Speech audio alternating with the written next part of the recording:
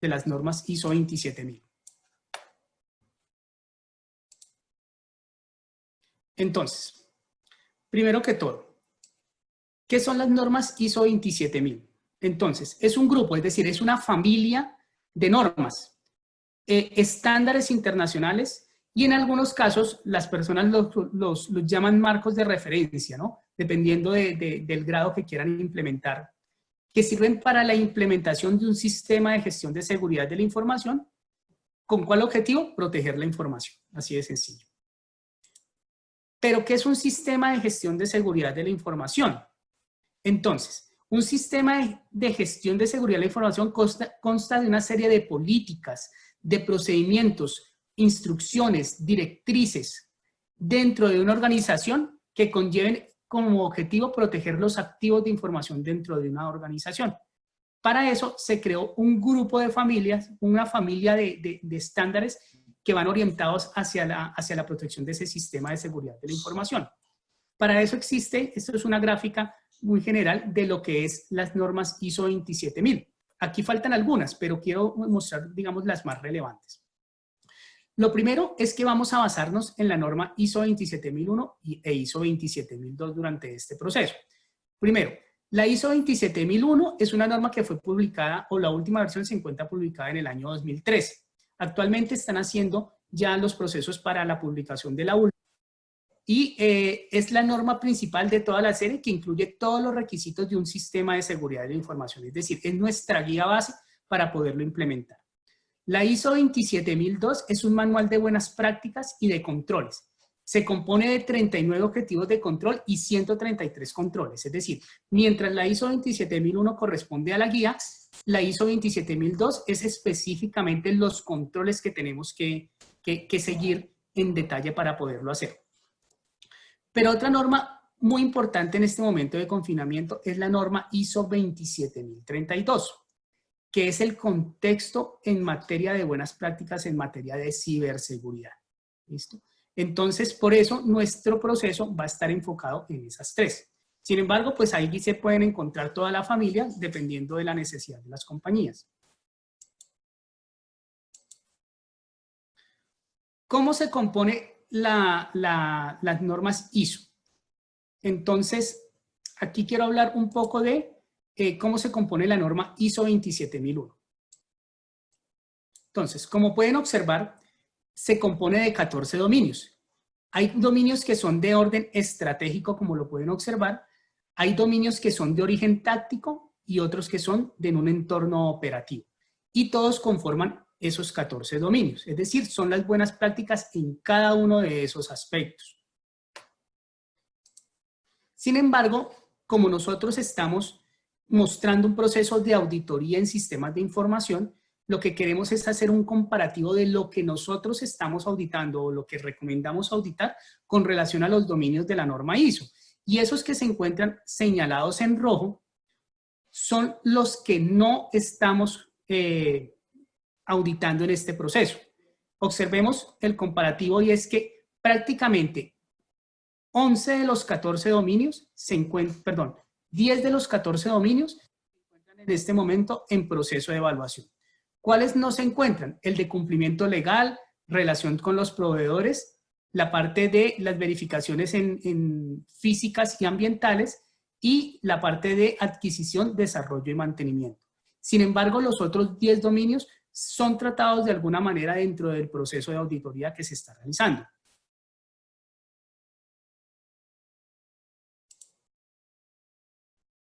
Muy bien, pero ¿con qué herramientas se cuenta actualmente para poder realizar este proceso de auditoría en Colombia? Entonces, la primera es el modelo de seguridad y privacidad de la información desarrollado por el Ministerio de las TICs aquí en Colombia. Toma esa norma ISO 27001 y las divide en criterios técnicos y criterios administrativos de esta manera. Entonces, observemos cómo lo hace el modelo de seguridad y privacidad de la información. Dentro del contexto puramente administrativo, habla de las políticas de seguridad, las responsabilidades de la administración en materia de la organización que tiene que tener la información dentro de una estructura organizativa.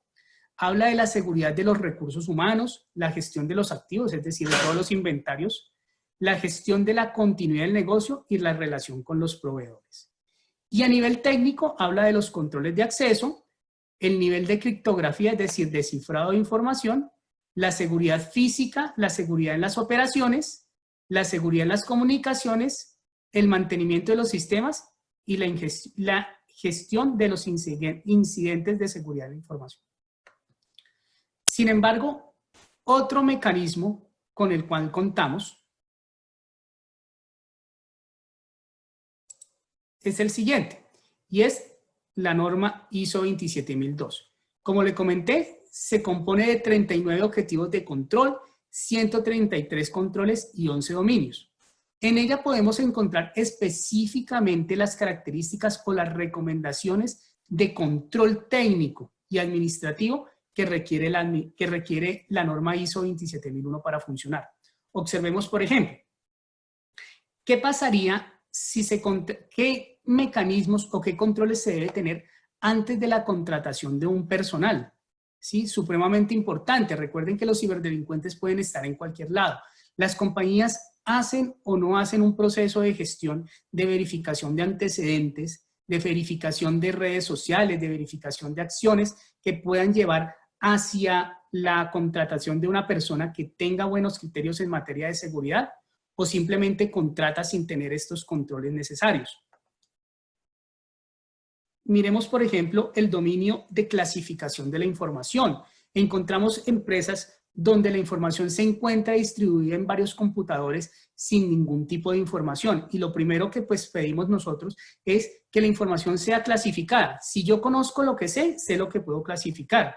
En este caso, pues estamos hablando de que la información puede ser confidencial, puede ser de carácter privado, puede ser de carácter físico.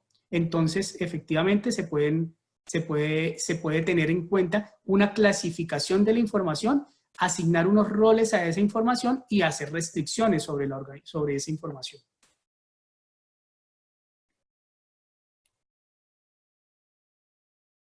Observemos el control número 12.2 que habla del control de código malicioso.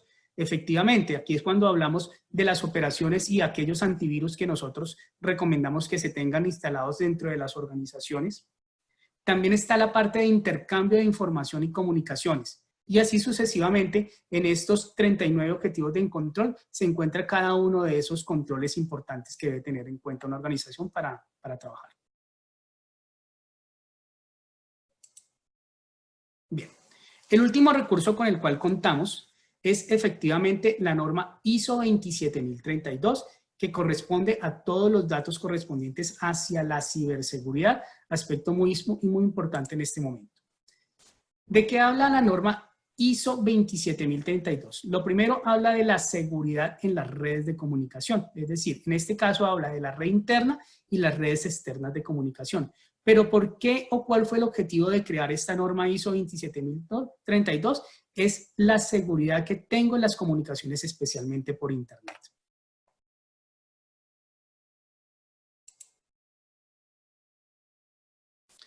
Como les comentaba, esta norma se creó con el objetivo de mantener comunicaciones seguras, especialmente en el acceso con Internet. Por lo tanto, habla de las buenas prácticas en este aspecto. Habla también de la seguridad de la información como tal, es decir, es un componente, es un enlace hacia la norma ISO 27001 e ISO 27002, donde establece las buenas prácticas, pero todo en materia de ciberseguridad. Y por último, habla de la seguridad de las aplicaciones. Debido a la tercerización de servicio, debido a que las compañías están migrando a infraestructuras de aplicaciones como servicio o infraestructura como servicio, establece los criterios básicos que deben tener esos terceros y qué debe validar la compañía de un tercero para poder tener aplicaciones en nube o que se encuentren, digamos, tercerizadas, ya sea en entornos virtuales propios o a través de un tercero. Cuando hablamos a través de un tercero, puede ser Microsoft, puede ser Amazon, puede ser o cualquier proveedor local, también puede estar dentro de esta seguridad de las aplicaciones. Pero ¿desde qué contexto lo hace? Primero, las partes interesadas en el ciberespacio. Y cuando ellos llaman ciberespacio, a pesar de que no es solamente Internet, incluye Internet. Entonces, ¿cuáles son las partes interesadas de trabajar en un ciberespacio? ¿Cuáles son los activos de información que tengo en ese ciberespacio? ¿Cuáles son las amenazas contra la seguridad en este ciberespacio? ¿Cuáles son las directrices que tengo para los interesados? Por ejemplo, un ejemplo básico, y es cuando yo tengo un servicio en el cual debe acceder un proveedor, y voy a hacer de cuenta que tengo un sistema de información en nube, como ELISA, como SAP, como SIGO, cualquier otro programa, yo tengo claras las condiciones de trabajo en materia de ciberseguridad con ese proveedor, ya que ese proveedor tiene acceso a mis bases de datos, muy probablemente tiene acceso a toda mi información. Entonces he establecido entre los dos un protocolo de comunicaciones, unas calidades mínimas en materia de seguridad y unos acuerdos de confidencialidad de la información. Asimismo, como se establecen esas directrices para los interesados, se tienen que mantener unos controles en materia de ciberseguridad y asimismo el marco de intercambio de información y la coordinación entre las partes. ¿Listo? Y aquí quiero relacionar mucho todo lo que tiene que ver con los procedimientos, con los protocolos en materia de protección de datos personales. ¿Qué ha pasado con el esquema de protección de datos personales dentro de las organizaciones y durante el proceso de confinamiento? Y es que la gran mayoría de compañías han empezado a entablar sus procesos de comunicación digital, de mercadeo digital, para poder ofrecer sus servicios, violando algunos protocolos en materia de protección de datos personales. Entonces, en esta parte se habla muy claramente, y de hecho la Superintendencia de Industria y Comercio ha sacado unas nuevas directrices asociadas a los procesos de protección de datos personales en la nube. Es sumamente importante tener en cuenta que las organizaciones, a pesar del confinamiento, tienen que cumplir con todos los protocolos relacionados con en materia de protección de los datos personales. Por lo tanto, no puede ser ajeno a esta situación, digamos, este marco de referencia.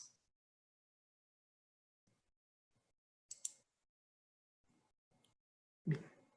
Entonces, en este momento quisiera dar un espacio para una nueva pregunta. ¿Cuándo fue su última auditoría en sistemas de información? Y voy a iniciar la votación en este momento.